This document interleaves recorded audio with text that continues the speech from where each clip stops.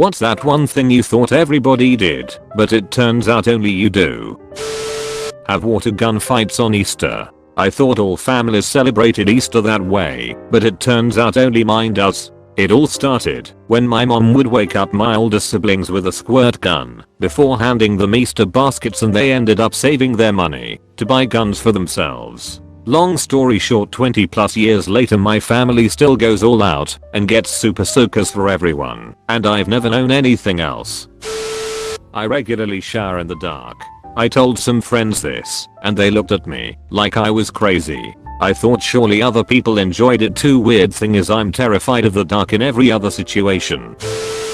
Not my story, but I guess it's count. My friend told me that she thought bananas, maybe another fruit, I don't really remember, are spicy. Turned out she just was allergic to them. I did this when I was like 6 to 11 years old. Don't bully me about this lol. I slept with 3 pillows. Why? Well, I had one between my legs, one in my arms, and one that I'd put my head on. I don't know why, but I always thought my kindergarten friends did this. When I woke up then the 3 pillows were always on the ground for some reason. I told it to my friends at kindergarten, and they thought I was so weird. I used to think everyone could put sunscreen on their own backs. Turns out I'm hypermobile in most of my joints. I had only seen women getting their dresses zipped up by their husbands in opulent bedrooms on nighttime soap type TV shows, so I got the idea it was some sort of sexy flirting. So when I grew up and coworkers or random women asked me or others to zip them up, it seemed super freaky. But I guess not everyone can reach their back. I have never been unable to zip a dress. I can put sunscreen on my own back too. Cry when I poo. I thought everyone did this, only realized it was just me when I started living with a roommate in university. I came out of the bathroom with a wet face, as is tradition, and she looked very concerned and asked if I was okay. I nonchalantly replied, "Oh, no, I just pooed, that's all," thinking that would explain everything, but it did not. And no, it doesn't hurt, it's just some weird nerve connection that makes the tears flow when the poo flows. Edit. Okay, since this is blowing up I have a follow-up question for those who say they cry when they poo too. Do you also cry when feels really good? Edit 2. I'm so happy to hear so many of you also do this. Let's all go poo together. Count the number of chews on each side of my mouth to make sure they're even. I really thought this wasn't that weird until I brought it up and everyone was like UHH. I used to do something similar, but with my feet, when I was little. When I started walking, after stopping or sitting, I always would try to step with the opposite foot that I ended on, so both legs would get equal use. Close my effing bedroom door shut. I used to leave my bedroom door open during the day. The cats liked sleeping on my bed, and it helped air things out. But that all got ruined by one of the cats, named Stretch. Now Stretch is fairly low on the intelligence scale. He has a habit of overeating and then vomiting out the excess food.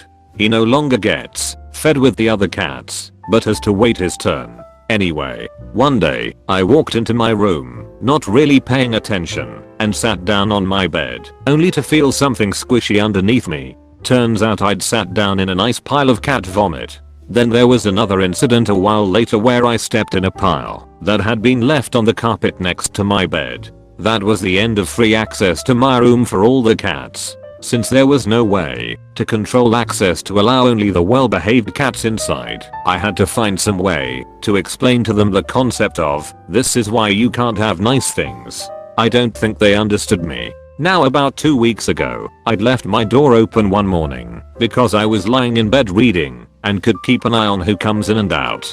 Then I start hearing the dreaded sound of Stretch warming up his vomitotron. It was the first time in over a year that this mother had a chance to enter my room, and the first thing he does in there is tries to vomit on the carpet again. Luckily I was able to get out of bed fast enough to grab him and carry him outside so he could vomit on the tiles. I still don't think he understands the concept of, this is why you can't have nice things. Memorize my car's license plate, apparently. Was in a car park that had meters, and in order to pay, there was a machine where you punched in your license plate. Most of the people in line Didn't realize this until too late and had to scurry back to their cars to write it down. My friend said she'd go get mine, but I told her I knew it, and for some reason she was super impressed. I took a poll of friends and no one knew their own license plate number. When I was a kid, I had to memorize my parents' numbers, so I knew which car to get it when they picked me up. Since for some reason, most people in my area had the same generic looking cars. I also have a thing for memorizing song lyrics. I memorized all 12 minutes of Weird Al Yankovic's Albuquerque. All the space in my brain is taken up by useless song lyrics and license plates, so I have no room for people's names and academia. Closed bracket colon. Wiping your butt while standing after you poop. I thought everyone did that until I talked to my girlfriend about pooping habits, and she told me she wipes sitting down. I put my hand on my cereal before adding milk, so it doesn't raise and risk overflowing on the edges of the bowl. Maybe it's normal, but the one time I did it at a sleepover, a friend looked at me like I just cured cancer. Now I'm just picturing someone pouring milk on the top of their hand and it splashes everywhere. It's so I don't make a mess. Regularly goes 5 to 7 days without pooing. Edit. This got more notice than I was expecting. Pooping 7 days a week. I don't know how you people get anything done. We get stuff done because we don't have to spend nearly as much time trying to pass a week's worth of turds each time we go. Call their grandfather Grandbob. His name is Bob. I used to ask everyone in school do you have a grandma or grandbob? My mother married a much younger man, so when I got pregnant, my stepdad was only in his 30s. When we asked him what he wanted my child to call him, he joking said, Granddude. To this day, my son and his other 4 grandchildren call him Granddude. Edit. My son is 24 this week. D. I randomly drop things I'm holding. Seems to run only in my family. We even have a word for that, but nobody else I know understand what I'm talking about. Edit. Yeah. I knew I couldn't possibly be the only one. For those wondering, the word I use is the French translation of clumsiness, but in an uncommon way, like I had a clumsiness. People in the comments have way more interesting names for it, especially dropshits et dropses, that I especially like. Also, if I do a list of all the possible explanations people have given, I can have brain or spinal cord tumor, ADHD, narcolepsy, autism. Well, I do have it more covered on my post on r/1 in a million, but I have the rarest type of synesthesia called lexical gustatory, which means I basically taste words. Also, the same words with different accents taste differently. For example, mate with an American accent tastes like tree bark, but with an Australian accent it tastes like dirt. Dick. Eat the end piece in the loaf of bread. There isn't anything wrong with it, it's just a piece of bread.